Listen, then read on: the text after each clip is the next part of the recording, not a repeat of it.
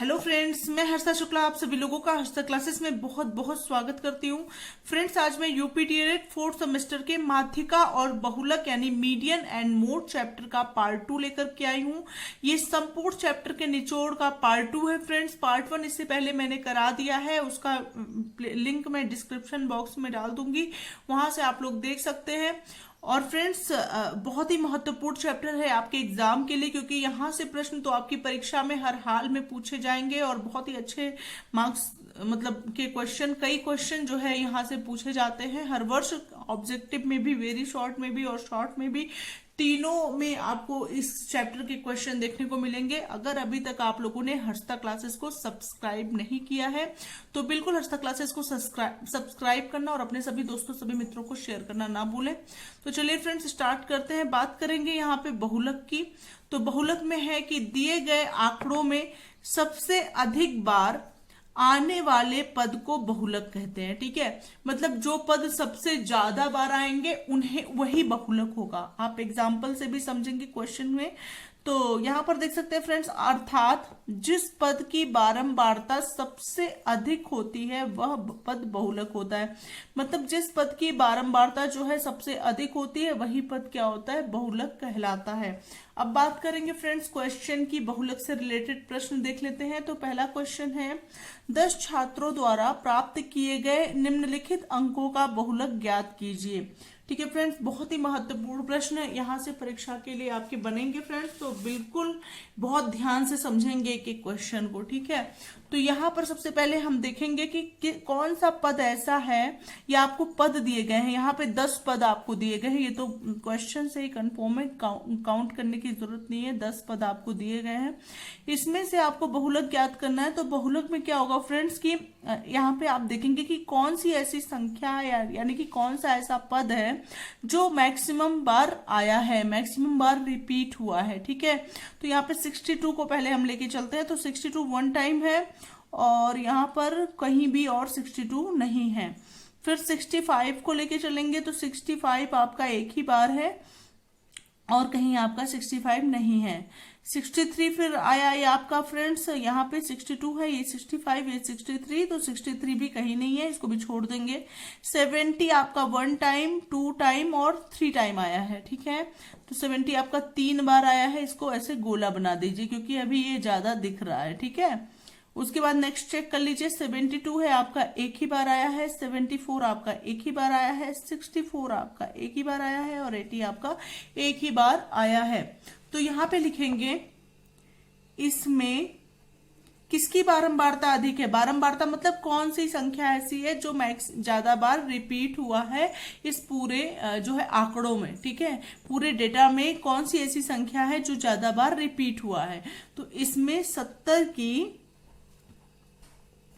बारंबारता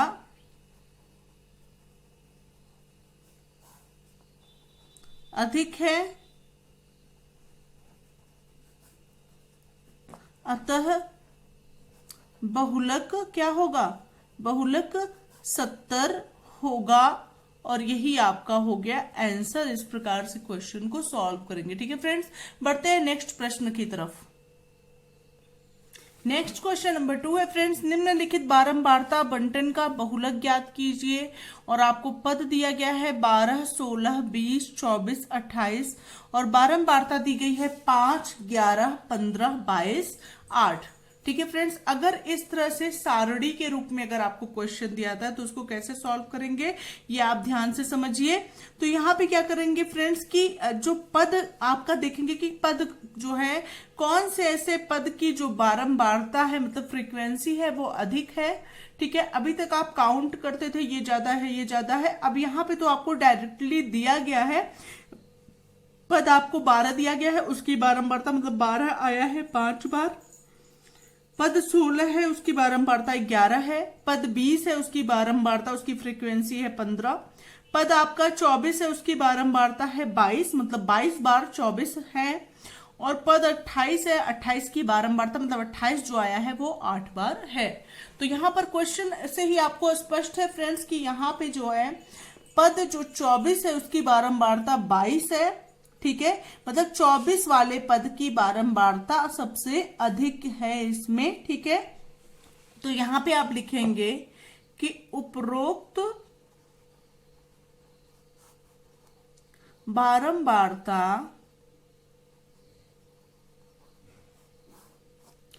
बंटन सारणी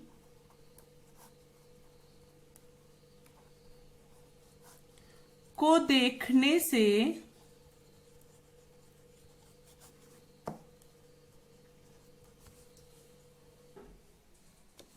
स्पष्ट है कि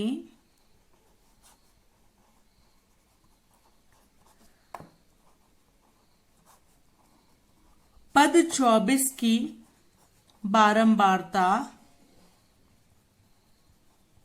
सबसे अधिक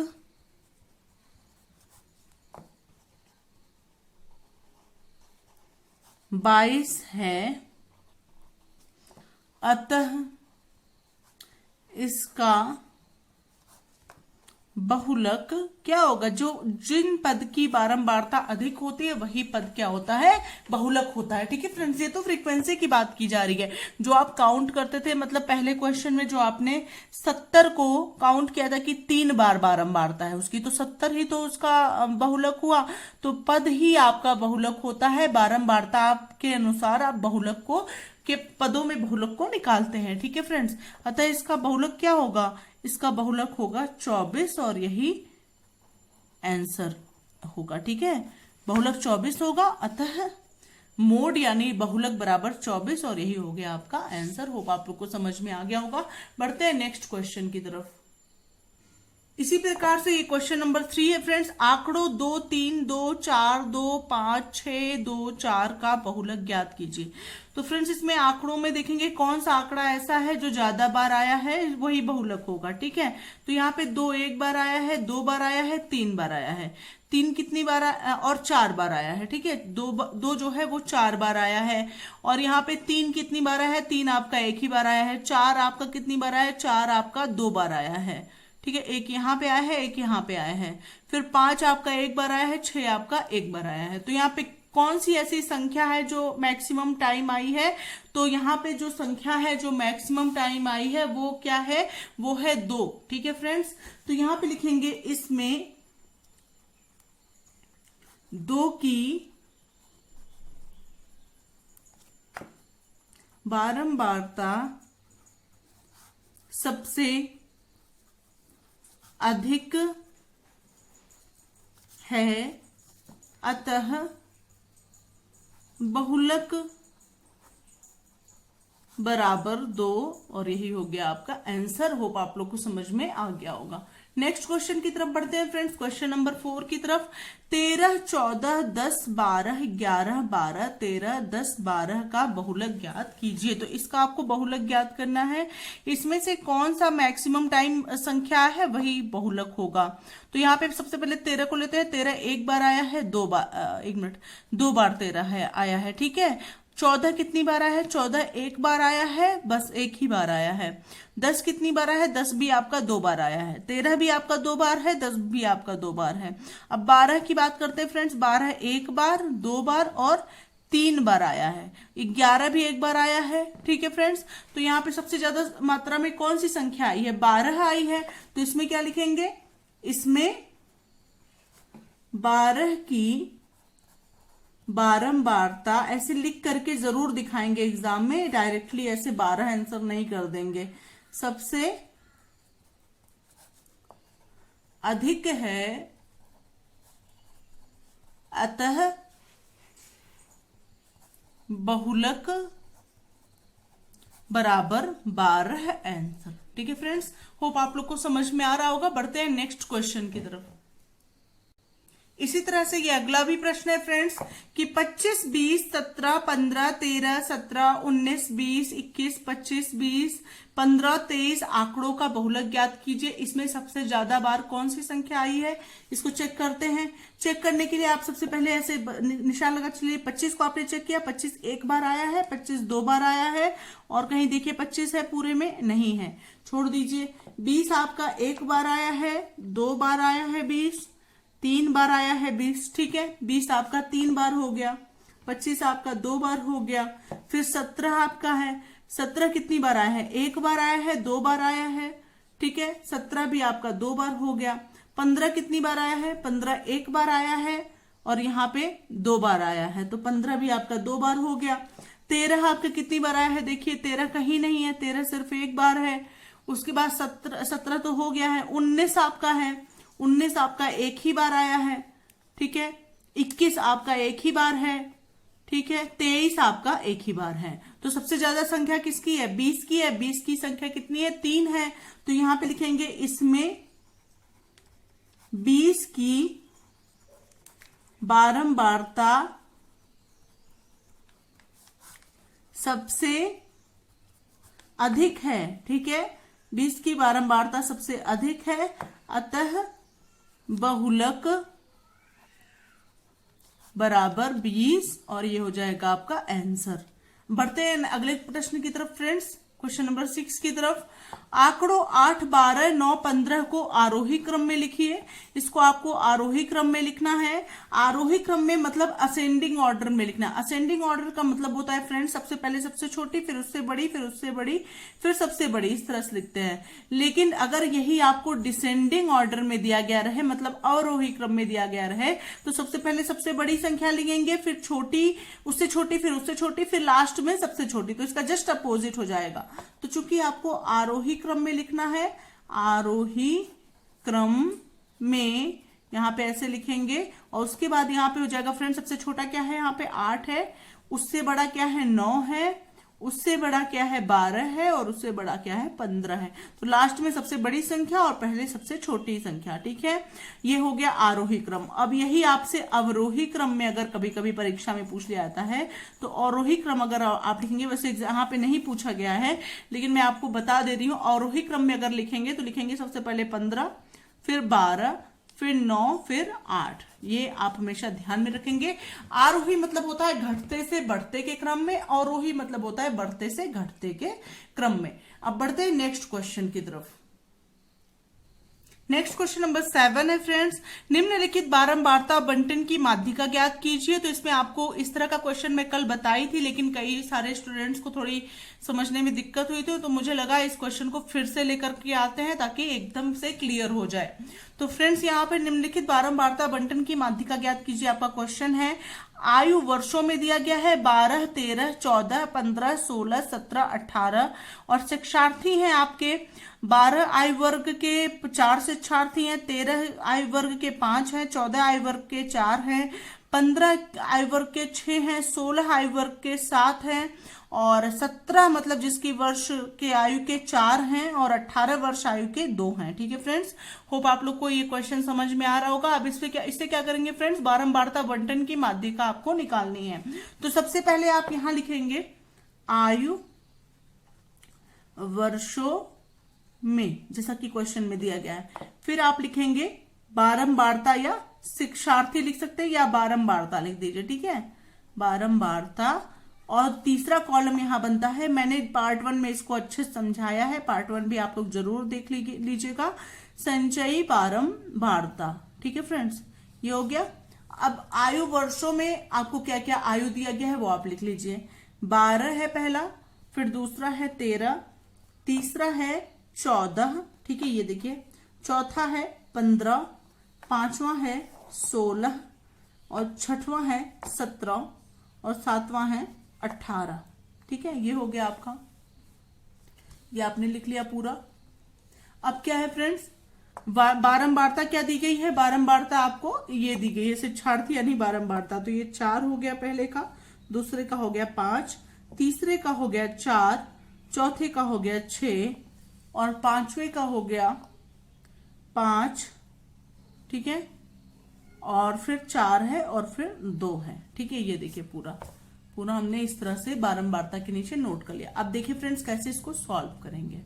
संचयी बारंबारता निकालने के लिए मैंने पहले भी वीडियो में आप लोग को बताया है पार्ट 1 में कि सबसे पहले हम 4 को एज इट इज ऐसे लिख देते हैं। ठीक है, अब क्या करते हैं, नीचे वाली संख्या में प्लस करते करते उसके सामने लिखते जाते हैं। तो जैसे पहला आपने 4 ऐसे लिख दिया, अब फिर 4 में 5, अब जब आप जोड़ेंगे तो क्या आ जाएगा, 9 आ जाएगा। 9 5 के पहले लिख दीजिए। 9 में 4 जोड़ेंगे तो हो जाएगा आपका 13। 13 में 6 जोड़ेंगे हो जाएगा आपका 19। 19 में 5 जोड़ेंगे हो जाएगा आपका 24। 24 में 4 जोड़ेंगे हो जाएगा आपका 28। 28 में 2 जोड़ेंगे हो जाएगा आपका 30। ठीक है, तो n इज इक्वल टू क्या आया आपका, 30 आया। ठीक है, और जो कि एक क्या है, सम संख्या है।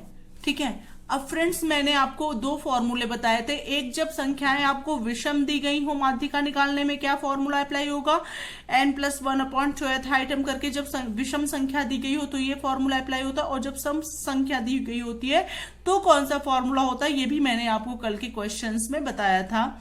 कराने से पहले भी बताया था, क्वेश्चन कराते समय भी क्वेश्चन में हुआ था। तो फ्रेंड्स फिर से एक बार समझ लेते हैं, माध्यिका बराबर, जब विषम संख्या दी गई रहती है तो माध्यिका बराबर होता है फ्रेंड्स n/2th आइटम, ठीक है, प्लस n/2 + 1 th आइटम। ठीक है, और सबके अपॉन होता है 2। होप आप लोग को समझ में आ रहा होगा। अब यहां पे क्या करेंगे फ्रेंड्स, सेम माध्यिका बराबर हो जाएगा n/2th आइटम, मतलब n की जगह क्या है, 30 है ना आपका, 30/2 th आइटम। ठीक है, या वा पद भी आप कर सकते हैं। मैंने कल आपको उस तरह के भी क्वेश्चन बताए थे कि चाहे यहाँ पे वा पद लिखिए चाहे th आइटम लिखिए, आपके ऊपर डिपेंड करता है। ठीक है, चाहे आप हिंदी में n/2 वा पद प्लस n/2 + 1 वा पद इस तरह से भी लिख सकते हैं। ठीक है, जैसा आपको सही लगे। तो यहाँ पे n/2 + 1 तो मतलब 30/2 + 1, और यहाँ पे th आइटम। ठीक है फ्रेंड्स, और सबके अपॉन हो गया आपका 2।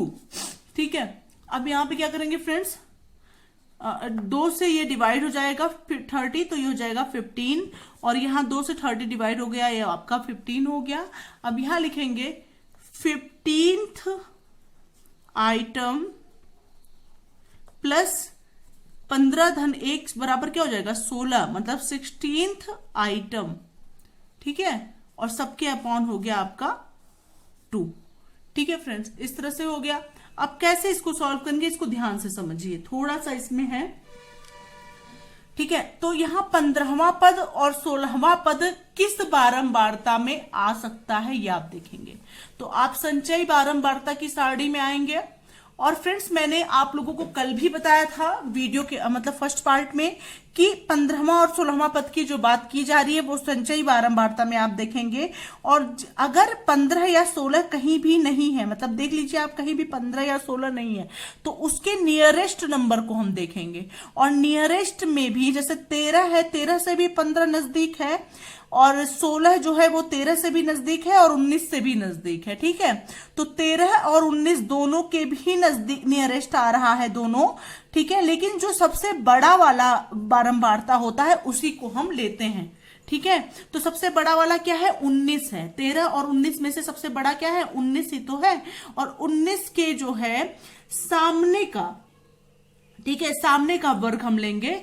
जो सामने का वर्ग मतलब की बात हो गई, यहां पे जाएंगे तो ये 15 आप लेंगे, मतलब दोनों का क्या आ रहा है, 15 आ रहा है। 19 दोनों संचयी बारंबारता में है, 15वां पद और 16वां पद दोनों 19 में आएगा, क्योंकि 19 बड़ी संख्या है और नियरेस्ट भी है।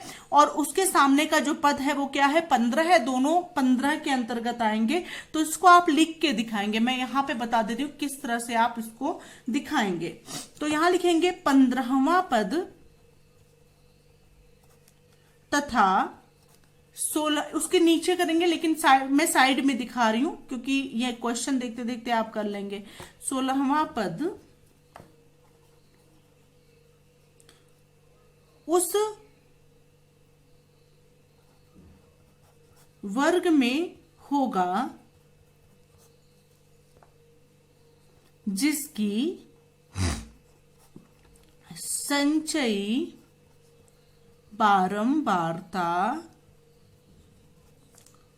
19 है। ठीक है, अब लिखेंगे फुल स्टॉप करके 19 पद का मान बराबर क्या है, सामने वाला ये 15 है, ठीक है। तो 19 पद का मान बराबर 15, ठीक है।